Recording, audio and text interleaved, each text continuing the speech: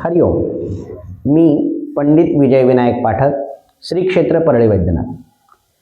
यावर्षी मकर संक्रांती व एकादशी या दोनही गोष्टी एकत्रित आल्यामुळे अनेक जणांमध्ये संभ्रम निर्माण झाला आहे की एकादशीचा उपवास कसा करायचा आहे.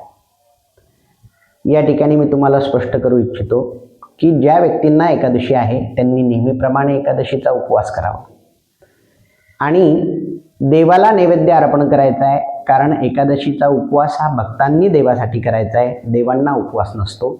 म्हणून देवाला नैवेद्य अर्पण करून तो नैवेद्य आपण अवग्रहण करावा असं शास्त्र सांगते.